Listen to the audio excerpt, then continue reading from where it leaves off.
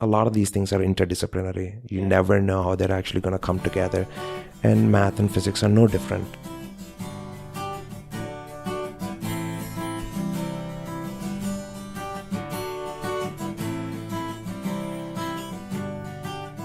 Welcome to the More Than Just a School podcast, where we look at teens and learning through the lens of an alternative style of education, one that puts the kids in charge of exactly what they learn and how they learn it. I'm your host, Karen Locke-Kolb. I've got a master's degree in education, a bachelor's degree in human development, and a whole lot of curiosity about how to get teens the best learning environment possible, so they grow into successful, fulfilled, engaged people. When our kids needed something different in their education, my husband Ben and I found this model and immediately noticed amazing changes. But when we tried to tell friends and relatives and people who care about our sons why their new school was different, we couldn't. We just didn't have the words. This podcast changes all that. Come along on our quest to find out what works in secondary education and what doesn't, and why. Welcome to episode 2 of More Than Just a School. I'm so glad you are here with me and you're listening today. I'm really excited about this episode. I have been interviewing and preparing for the launch of this podcast now since March of 2018. And if you're listening in real time, this podcast is launching on July 31st. So that's like 5 months of, right? 4 or 5 months, several months of talking to people in this model, and both the teachers and the kids and their parents. And I guess it's not even a both situation, right? I've talked to the director. I've talked to, as I said, students. You heard from one such student in episode 1. His name is Sam. I've just got such good upcoming and exciting information for you. And today is one that I've been very looking forward to bringing to you. It is my conversation with a teacher at Baystate Learning Center, which I'm henceforth going to try and call BSLC because it's a mouthful. But this teacher's name is Ajay Puvvala, and he's got such a unique background. And I guess I titled this episode, "What Qualities Do Great Teachers Possess?" Because Ajay is a great teacher. I mean, if you see him in action, you'll hear his enthusiasm. You'll hear some of the stories that he tells very soon about his experience at BSLC. And the thing that's really interesting to me is he does not have a teaching background at all. He literally has not taken any classes in how to teach. And coming from my background where I've got, oh my goodness, I've got years and years of experience learning how to teach. And I've had a fantastic education. I'm very excited that I have the knowledge that I have because it did include learning about other models besides our sort of traditional grade age sort of model that we use in most public schools in the United States. But we also learned about some other really, really interesting models. And I'm putting this one, the North Star model, right up there with some of the best. And yet Ajay comes to this with ideas that maybe I could never, ever come up with because I came to it through teaching. Like I spent, if you tally it all up between college and grad school, I spent about 6.5 years learning how to be a teacher. And then of course I got years of experience actually teaching. So that was really good too. But like Ajay he sort of arrived expecting that he would bring in, he would plan an activity. He would bring this activity, the materials for it in, or they would be available at BSLC. And that they would do this activity and there would be all this wonderful, enlightening kind of information. And what he found is that that's not actually how it worked at all. And I will leave him to tell you the rest of that story. But it's made me, listening back to our conversation to prepare to bring it to you, I came up with really 3 things that Ajay does incredibly well, that great teachers do incredibly well. As a recipe for great learning. The first is having an attitude of problem solving, like with the students. So to be able to say, that didn't work out like we thought it was going to. what should we do now? Or, so that's what you want to work on? Like, for example, Ajay talks about the kids wanting to test the water. There's a river nearby BSLC, and the kids wanted to do some testing on that water and see like what's in it, and the idea of problem solving comes up because they don't know how to even begin to test water quality. What do you need to do that? So that's the first part of the recipe that I've come up with for great learning. It's an attitude on the part of the teacher of problem solving, not an attitude of I am standing in front of you to impart this knowledge, but instead to say like, what do you want to know? And how can we find that out? So that's part one of the recipe. The second part is that, that the teacher be a facilitator for the kids' learning. So it takes a special kind of person to stand up in front of a bunch of kids or to be with a bunch of kids and have that attitude of problem solving. And I would argue that the second part of this recipe is that person must be a facilitator, not a quote unquote teacher, like not somebody who's only interested in giving information to kids, but someone who is interested in an exchange of learning. And Ajay talks about that for some of this episode as well. And I know you're going to love that. So, and then the third part, the final part is to think about fostering interdisciplinary learning. So in traditional schools, we think, okay, now we are going to pull out our math books and we are going to learn math. And that shuts off so many kids. So many kids are like, I am not into this at all. I don't want to learn math. Why is it important? It's not important to me. And I think you can argue that one of the reasons it's not important is if it's not being taught in an interdisciplinary way. And Ajay is a rock star at that. He's actually a rock star at all three of these things. And that's why I think you're going to love our conversation, because he embodies the qualities of what great teachers possess. And I'm going to have upcoming conversations with other teachers. And so I want to let you know that I'm super excited to talk to more than just one great teacher. And I think that the qualities, they're all going to bring different qualities to the table. I think that Ajay is in a really unique position I wanted to start with him because I feel like a lot of parents, a lot of you listeners are starting from a place of having absolutely no idea what it takes to teach kids and feeling like there's got to be some special degree that you need to have or something to do it right. And I disagree with that utterly. Here we have me, a teacher with a master's degree and with years and years of learning how to be a teacher under my belt. And Ajay is teaching me things.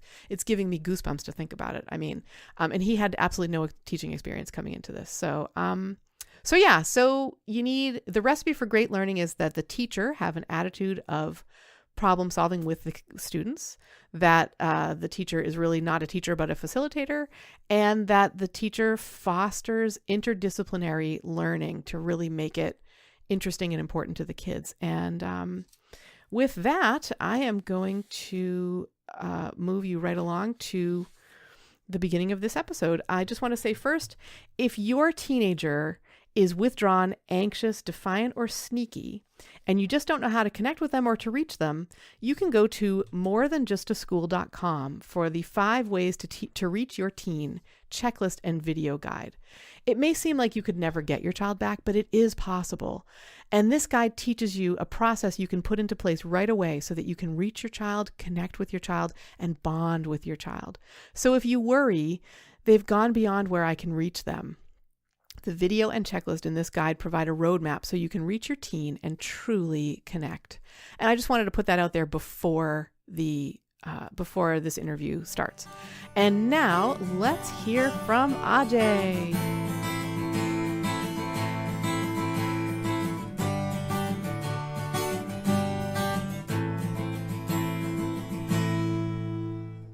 Hello and welcome to the More Than Just a School podcast, where we are always talking about teens and learning and life and all kinds of good and wonderful stuff like that. And today I am here with one of the instructors at Baystate Learning Center, which is where my experiences with this kind of learning style have all started. I'd never heard about liberated learners or anything like that until my friends of our sons started coming here. And I'm really excited to talk to one of the instructors. He has a wicked cool job here, which we'll get into very soon. Please welcome Ajay Puvvala. Welcome, Ajay. Thanks, Karen. Thanks for having me here. Oh, you're welcome. It's a pleasure to talk to you. So when I first saw you, I pulled up on a Friday. I don't remember what was happening, but I was here on a Friday, and you were outside in the parking lot with maybe 3 kids, and you were setting things on fire in jars. Do you remember that? I do. That was a really unique teaching experience, I imagine. Yeah. How did that come about? How did it happen that you were out there? So it was very spontaneous. Yeah. I actually brought like a few glass jars for the class. The goal was we were going to learn about area and volume of measuring the volumes of liquids and things like that. Yeah. So we were doing a routine math workout on one of those days. And so I put these jars on the table. There was like 3 or 4 kids in the classroom.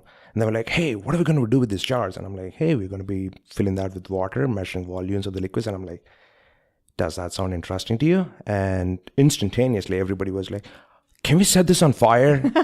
And so I didn't have any reason to say no to it. I'm like, sure, we can learn volume tomorrow or whenever you feel comfortable about it.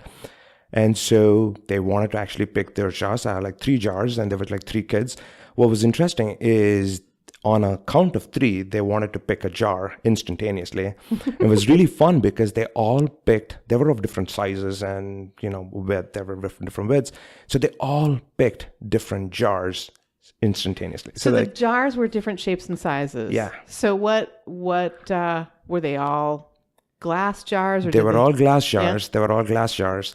And what was interesting is it's actually a very powerful thing because this is really what it's all about.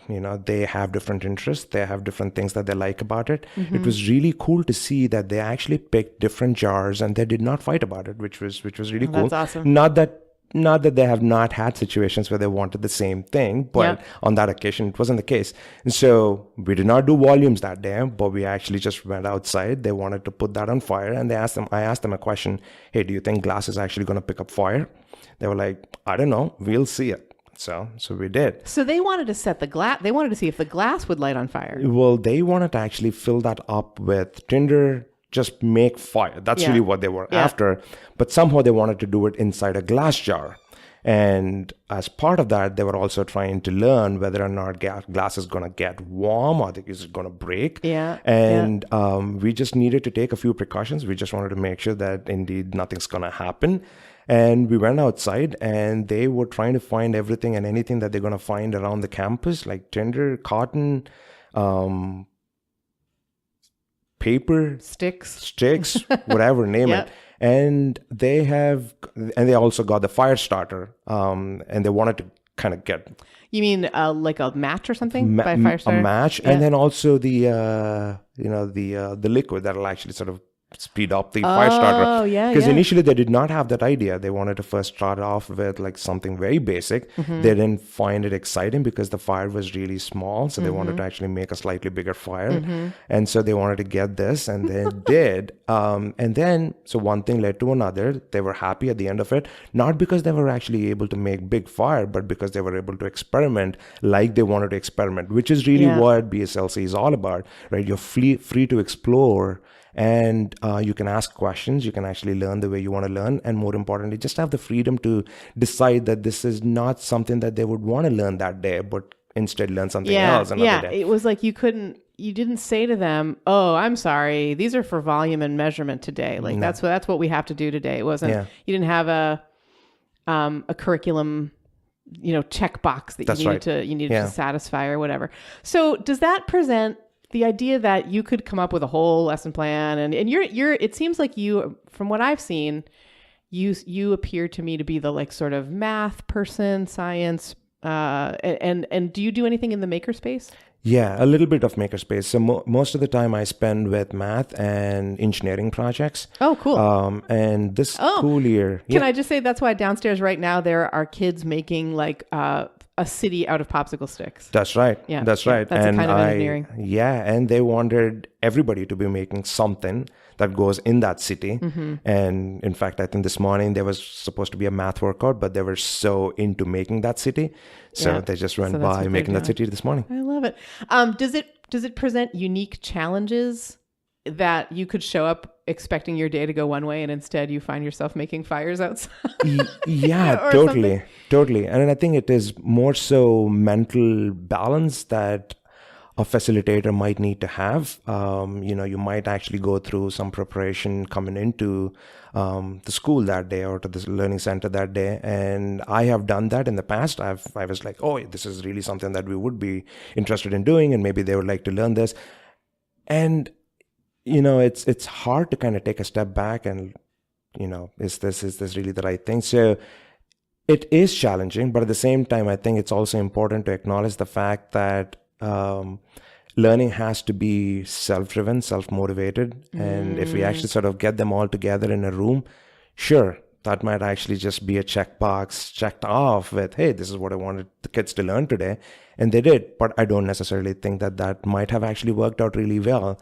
And the large emphasis that BSLC encourages, and I personally like, is to do projects and project-based learning if it's something that makes sense for the kids, rather than just kind of have a lesson plan. We would actually go off and pick a project, and when they have that experiential form of learning, they're going to retain whatever they learn for a long period of time, as opposed to kind of just forgetting it right away. They remember it because now it's connected with their experiences and not so much about something that they learn in class door setup with somebody instructing. Yeah. It goes away, way more than what you would expect them to actually remember. So I have two directions I want this conversation to go in simultaneously, which that's not going to work. So I'll try one first. I'm curious about what your learning experiences were like. How were you educated? Yeah. So I've come to the United States for doing my master's. So up until that point, I was in India. I was born and raised in India. And I come from a very conservative family, and which is a huge representation of what most families in India have been, where society plays a huge role in terms of what you should be learning, what you should not be learning. Exploration is frowned upon. Mistakes are not encouraged. And mistakes are not encouraged. Yeah, not at all. So interesting. So you're not, if you asked a question, it's supposed to be a very negative thing. You're not supposed to be asking any questions to your instructors, because if you did, then you are outside the norm. Wow. And so there's a lot of rigid systems in place amongst many other things that may not necessarily work with the learning. And so, but I didn't know anything other than just that form, because that's the only thing that you see wherever you go. That's really the school system. Yeah, right? yeah. And that's so, what you knew. Yeah, and then you come home. It's really just an extension of what happens at the school, because that's kind of what everybody is used to. There's a lot of comfort in just being one amongst a million people that do the same thing. Yeah. No pun intended about million. It is really just, India has a lot of population, Yeah. So from that perspective, it's a very rigid system. And I have done it, and I've gone through my education that way. And there was this point in life when I wanted to do architecture, which is Bachelor's of Architecture, and something that I was really good at. And alternatively, there's a very laid out path of, hey, there's this thing called electronics, electrical and electronics, that seemed to be the thing that everybody's focusing on. Should we actually be considering doing that? And so my parents were really interested in me going down the other path of electrical and electronics. And so I did that at the cost of not fulfilling my other desire of going into architecture. Yeah. Now, that's to some extent, I wouldn't necessarily say it's a regret, but I would never know what it would have been like had I done architecture, right? So that's a desire that's untapped, in my opinion. And so I had to find other measures to kind of balance it out. And fortunately, I have been fine. I have excelled. I have thrived even in the fields that I was not completely interested in. But it could have easily gone wrong. And and that's really the consequence that I think one should be aware of. And I think it takes a lot of balance, both from an individual, from a parent, from the facilitator that's helping the kid, all to come together to identify what those interests are and what those things are that the kid might actually want to learn. And it's okay to not actually think about the agenda of, hey, what's going to happen if you learn this? That's fine. We'll figure it out. And I think all we need is really just a little bit of patience. It's almost what you're describing is, it sounds like it's the norm in India. It's encouraged that that everybody would sort of assume the same role, accept your assignments, do them, don't ask questions, that kind of thing. And I feel like in the States, we have a little bit of almost a false, like the system really is like that here. Yeah. But nobody talks about it like that. We talk about how we're encouraging kids to be creative, and we're sort of using all these buzzwords in traditional school systems that you're not actually seeing. So we'll say, oh, we're fulfilling, we're checking these boxes, we're doing it in a really creative way, people will say, and then you go through it and you see. I was just talking to a dad of a middle school child in my hometown, where the kids since January have been preparing for the MCAS, and they have they have no say in what they're doing. If it's math time, you do math, right? If it's this English time, you do English.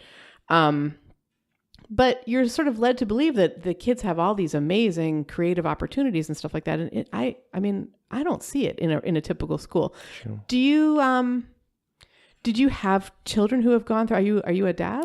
I am not a dad. You're not a dad. So I don't have kids.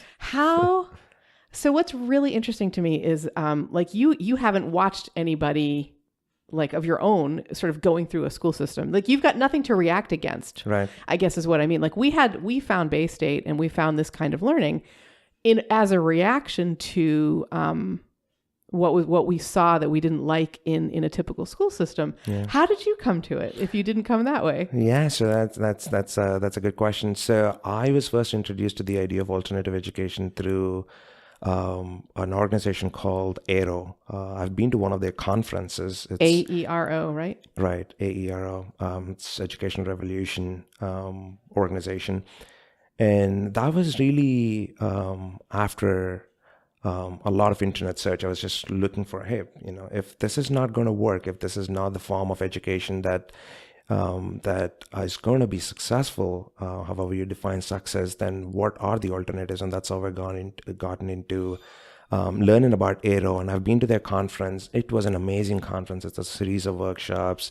A lot of people come together, whether it's from an alternative education center or from public school system, sharing their experiences, much like Liberated Learners Conference at a different scale. And that's really my first exposure to things. And it's like 5 or 6 years ago. That was going to be my next question. Yeah, so 5 or 6 years. 5 or 6 years ago. Yeah. And that was also about the time when a lot of my friends started to have kids. So I'm surrounded by, I don't have kids of my own, but I'm surrounded by a lot of kids of my friends who live in this area. Yeah. And I seem to be developing some affinity with these kids as they were kind of growing up, and they enjoy my company. It's really looking at them that allows you to put some practical perspective into things that were sort of trying to, making sense to me theoretically. And I have been in the technical field for a long time. I've been working as a software engineer for a company for over a decade now. And I have been volunteering at different places in a very limited capacity. And that was nice. It was a good experience, but it was not something that I felt like was giving me a practical sense of things. I wanted to take a break from what I was doing, wanted to work at a school or at a learning center that believes in self-directed learning, self-motivated learning, where the children have freedom to do whatever they want to do. And so it took me a while to get to that point where I realized that, hey, I think I can give it a shot. Wow. And be in a place where I could financially survive for a few months. Yeah. And so that's how I started doing some research after 5 years or 5 or 6 years about learning AERO. And I was digging up about some of the centers that are in the Massachusetts area. Got to know about Baystate Learning Center. This is really the first center in Massachusetts that I visited. And I fell in instant love with it. And I and I'm glad I'm here. Yeah. Oh, we are too. I mean, I see, you do such really cool things here. I've seen, like, we're now getting, I love this as a parent, at the week's end, we always get like, here are the highlights from the week. Correct. And both of my kids have been in situations with you. So there's you helped my older son. So this comes up again and again, actually. My older son said to me a couple of weeks ago, this is Max. He said to me, I'm going to have to get permission from him to tell this story before this goes live. But anyway, he said to me, why is it that I can understand, and he named some equation that I can't even name. You know what I mean? Why is it that I can understand these really, really high level concepts and I struggle with things like fractions? Mm-hmm. Why is that? And I'm like, I don't know. You just have a mind that's built for that. Some people, like, people don't all learn the same way. Some people need to have the fun, the challenge of grasping something that should be, like, theoretically ungraspable, unless you have these basic math kind of functions. And then that's what I kind of thought. I mean, that's how I learned, right? But parenthood has shown me, and not just parenthood, but being an educator has shown me that, like, it's not like that at all. It doesn't have to be like that at all. And I think he was able to say the same thing to you, basically, like, why the heck can I do that, but I can't do this? And you were able to say to him, well, we can teach you. Do you want to learn? So one of these weekend highlights, or end of the week highlights, was a picture of you and Max and a gigantic whiteboard that had all these equations on it. And he was learning fractions. Yeah.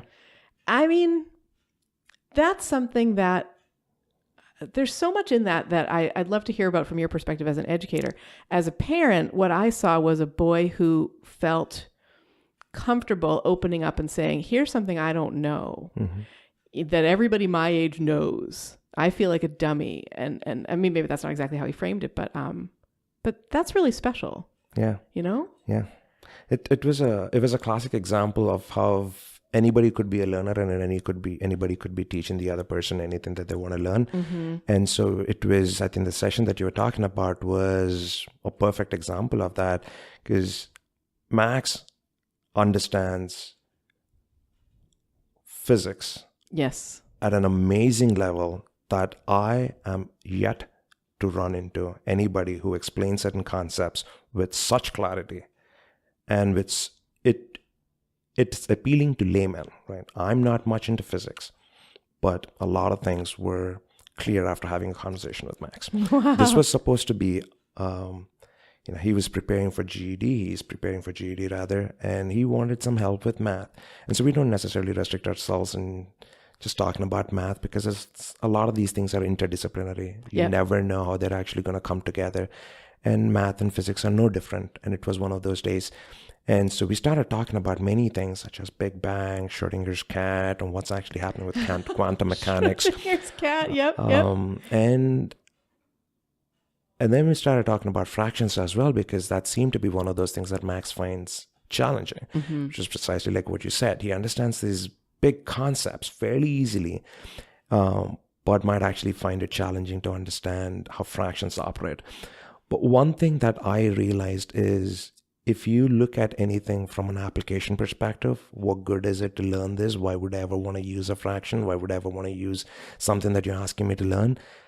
It'll give you enough context to understand why that's relevant to why you want to learn something. Yeah, why is it important? Why is it important? And once you know why it's important, then you can choose whether or not you want to pursue that further. And just to clarify, it was not that important to him, even though he knew that it was going to be something he required for the GED, right? That's right. Yeah. And fractions are something that you see more often than you think you really see them, right? There's, but when you interact with them, they make intuitive sense. So you don't fully, you're not worried about, hey, I'm working with a fraction here, but you naturally work with a fraction. Yeah. And so, it's really important just to understand where you're going to be using it in your day-to-day life. And so we both explored a bunch of places where we would have seen fractions. And one of them was a casino, or you're talking about probability instantly. That's one place. What are the odds of actually rolling a die or flipping a coin? What are the probabilities? So fractions show up there. And we started talking about probability and how you can actually do arithmetic on fractions and how it has applications with like probability and things like that, or statistics for that matter. And those things started to make sense. And we were talking about things that actually were bringing few physics concepts into mathematics and fractions from that perspective as well. So it was more of a story to actually get us going. But once you actually got that going, then it was an easy thing to actually do arithmetic on fractions. I'm not necessarily saying it's super easy for someone who actually finds it challenging to begin with, but now you at least see how things actually operate and why the denominator sticks the way it sticks when you're doing addition and subtraction, and why you actually multiply the denominators when you're doing multiplication and things like that. So you just have to kind of see that with simple examples that might actually make sense. And that's exactly what happened. Now I think he seemed to be fairly comfortable with fractions. There's a lot of ground to cover, obviously. Just like how I have a lot of ground to cover in physics. Max is going to help me with physics, and I'm going to help him with math. In his conversation for the show, which I don't know when it will air in terms of where this conversation will air, but he said that his favorite thing about Baystate is that there's no line between the adults and the kids, that adults are learning things just as the kids are, and sometimes adults are learning from the kids. Sometimes the kids are the teachers. He didn't describe it like that though. He described it as everybody's equal. It's almost like you're all citizens of this place. That makes a lot of sense. He loves that. Like for him to be treated with respect, and to have somebody who's so knowledgeable, who can work the magic of fractions, for example, or whatever, could also say to him, I don't know this much about this thing that you know a lot about. Maybe we can trade knowledge. Maybe we can work together. And that is so important for him. And I just think it's super valuable, because what you're teaching him there isn't just fractions, right? It's that like he can learn anything he sets his mind to. Right. It's really just getting the conceptual understanding of things. That'll be the one thing that's more important than anything else. The formula and just doing the math or just doing the multiplication is something that's secondary. But if you understand the concept behind it, that'll be helpful. Yeah. And it's the same for everybody. Yeah, that's awesome. Our time is a little bit short, and I guess I'd really love to end just by asking you, what's your favorite thing about Baystate? What do you like here, as an instructor, as a teacher? Amongst many things, the one thing that I seem to like, although it was initially a challenge, is the degree of spontaneity at BSLC. That's the most interesting thing and most challenging thing.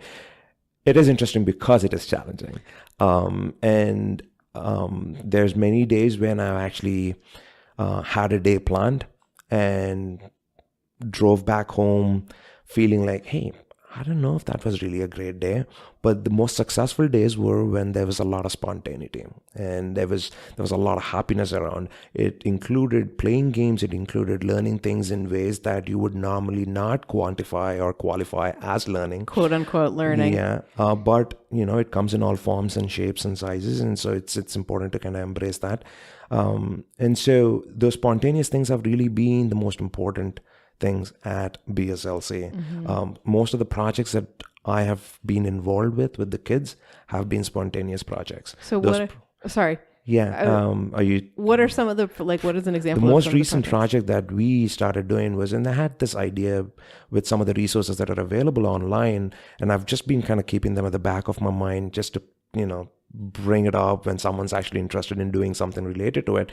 And so there's one project that a few of the kids, the younger kids, are actually working on, which has to do with measuring the water quality around the areas of Dedham. And the motivation being the fish population is dwindling. We want to understand why the fish population is dwindling. We basically have an idea that it's because of pollution. But this involves figuring out the water quality from various sources, but that involves understanding electrical conductivity. They build analog sensors and digital sensors, work in computers with Microsoft Excel to work with Arduino microcontroller. So there's a little bit of, there's a little bit of science, there's a little bit of electrical engineering, there's a little bit of math involved, there's a little bit of computer science and data science, which is usually what happens in real life when you're employed. You're not really just sitting in front of a computer just doing one thing. We're not machines, so you're going to be interacting with a lot of people. And so it was really fascinating. We're still in the middle of the project. Now we're into 3 sessions so far. And right now the kids are actually at a point where they just built a digital sensor. The next step is to actually work on a computer program to actually interact with a microcontroller and take this digital sensor that they're building out to the field and start measuring water quality around this area. And so, and I think I am actually a part of the project, just like how they are. Yeah. Right now, they're just making me get stuff that they want. That's really the most. I have to say that it's not an easy job because they ask for many things that I don't necessarily have immediately accessible. But But there's so much in that though. So you used the word facilitator before, which I love that word. I'm a facilitator in a lot of ways at home, and I think a lot of the best teachers are facilitators. Because what you're doing is you're there to help them achieve their goals, their learning, whatever. And you also talked about interdisciplinary, like you don't just do one thing. I feel like when you've got a lot of motivation and the ability to combine these interdisciplinary skills, that is a recipe for like fabulousness. Right. And it's also an easy, if not a cheap way to explore various roles that are involved in any given project. For instance, in this project, they all chose to be one. A kid chose to be an electrical engineer, another kid chose to be a computer science engineer. Mm-hmm. But they might actually change their mind halfway into the project and say, you know what, I want to give it a shot being a mechanical engineer and not an electrical engineer for that particular project. And it's completely fine. It's really just an easy way to actually explore what are some of the things that happens when you are a mechanical engineer versus an electrical engineer. Yeah. And coming from that background, I am able to just shed some insight into what this might actually translate into being a real bona fide electrical engineer on the field. Wow. To some extent. Yep. And there are areas that I would not be able to contribute, but this happens to be one of those areas where I could just maneuver through their interests and maybe facilitate based on what their likes are. So you said just a minute ago that there are days where they'll ask you for something and you don't have it or you can't get it immediately. And I'm wondering if you see this the way that I do, which is there's learning in that too. You don't always have the resources that you need right away. So how do you get them, right? Or can you do without them? What else can you do? Right. Do you see that? Yeah, absolutely. I mean, I think the one thing that is important is problem solving is an extremely important thing when you don't have resources. Yeah. We need to find how we're going to solve the problem. And sometimes you might get tempted in actually just providing everything that's needed, but at the same time, it's also important to take a step back and make everybody that's actually working on something be a part of problem solving. Mm-hmm. There are times when I have not thought that through enough, and there are times when I actually made them, like we went shopping to find whatever it is that we want to find. That's awesome. And that might actually work, that might work sometimes, and that might actually also not work sometimes, because if they're just interested in getting started with the project and I say, hey, let's just go shopping. Yeah. By the time you get back, they might not be interested in it anymore. That's a possibility, but I think that's fine. If they're not interested in it that day, they'll probably be interested in it another day or maybe another project. But sometimes when they do shop for something that they are going to be working on, more often than not, it's actually going to be working in a positive way, because they are actively finding resources towards something that they want to build. Yeah. And so that might actually be the best way for them to actually just pull up all the resources. Wow. And so I think it most recently I had to go out to Michael's to get some string wire for building their digital sensor. But that's just an example of how shopping is not just the only thing, but but sometimes it's a necessity. Sometimes it is a necessity. Yeah. No, I'm finding the whole thing fascinating. And I wonder if you have any final thoughts on teaching here or, Yeah. So this is as much a learning experience for me as it is for the kids. They're getting to know me. I'm getting to know them. It's about 6 months since I've started working at BSLC. I'm trying to find a balance of what works, what doesn't work. I'm trying to get my own groove in terms of where I'm contributing, and it's a constant feedback channel. So as the kids get more comfortable working with me, they'll also be able to share things that they like in me or they don't like in me, more importantly. Yeah. So it's a constant learning experience. What I'm actually looking forward to is to have my role be a more sustainable role at BSLC, so I can be a part of BSLC on a longer term basis, however that might be.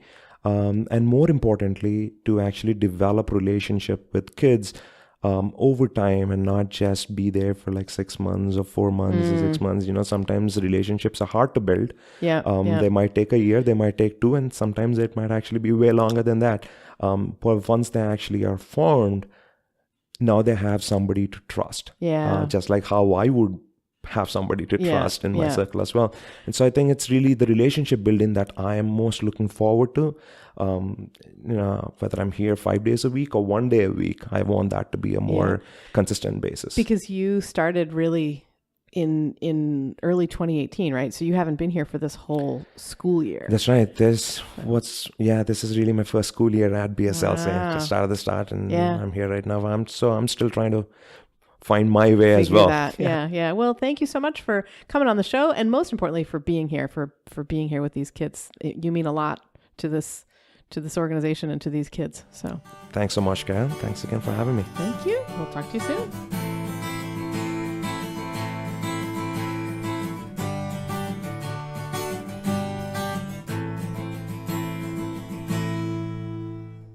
Thank you so much for listening today.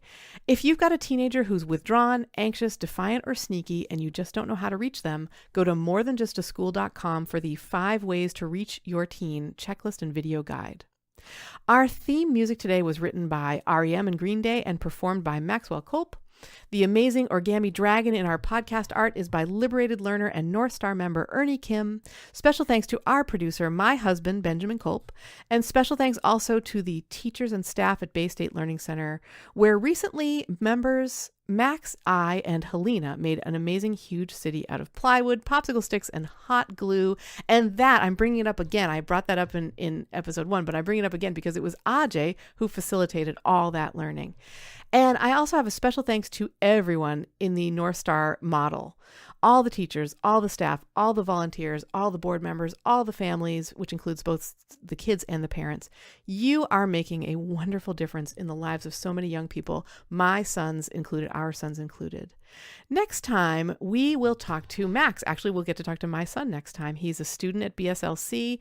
And what I think is really interesting about that episode and my conversation with Max is that the thing that he values most about BSLC and this kind of learning is something that I think you don't see a lot. Teenagers don't see a lot of this thing. So I'm gonna kind of leave you with a little cliffhanger there.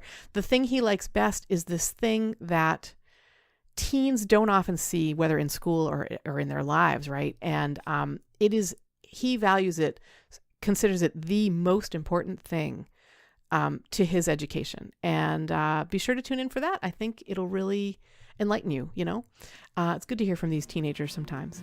Thanks again so much for listening. I'm so glad you are here. You're along for this ride with me. And I will see you next time.